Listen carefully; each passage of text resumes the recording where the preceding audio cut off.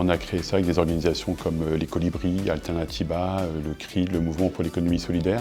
Et le Transiscope, c'est un outil de travail. Alors, c'est un outil de travail pour la transition parce que la transition pose au moins deux questions. D'abord, la transition vers quoi? Et puis la transition comment? On ne peut pas y aller, j'allais dire, à main nue, il faut bien s'outiller. Et le Transiscope est un instrument en fait, qui permet de recenser, de lister, de valoriser, de cartographier toute une série d'alternatives qui sont portées par les citoyens sur le terrain, qui sont autant de réponses concrètes à la crise systémique que nous connaissons et qui sont finalement des solutions aussi pour s'engager. C'est-à-dire que le Transiscope, c'est un outil très facile d'utilisation et il suffit de cliquer l'adresse où on est pour avoir autour de soi toute une série d'alternatives qui sont portées par le monde associatif.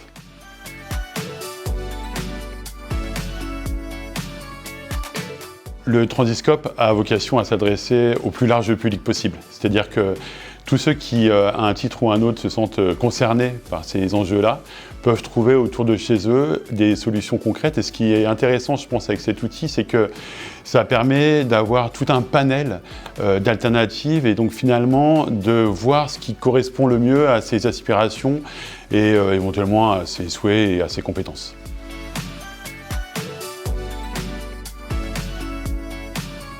Des alternatives, il y en a plein. On peut penser en termes d'énergie, puisque il est beaucoup question du coût de l'énergie actuellement, ou en termes de transport, en termes d'alimentation, en termes de logement, en termes d'économie solidaire de manière générale. Comment est-ce que finalement on arrive à trouver des solutions?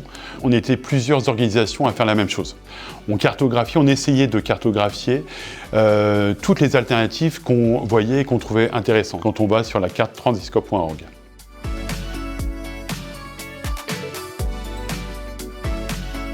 C'est important ce point-là parce que le Transiscope est basé sur des technologies un peu particulières issues du logiciel libre. C'est-à-dire que derrière, il y a toute une philosophie d'action pour permettre le collaboratif, la coopération et le collectif. C'est-à-dire que c'est une carte interactive et on peut participer à plusieurs titres de différentes manières à cette cartographie qui est en évolution permanente.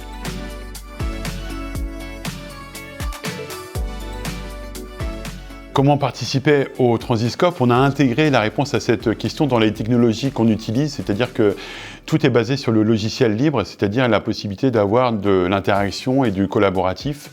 Et on peut proposer un certain nombre de cartographies ou de points sur les cartographies et on peut contribuer en fait à la manière dont l'outil est en évolution permanente. Et ça, c'est un point extrêmement important.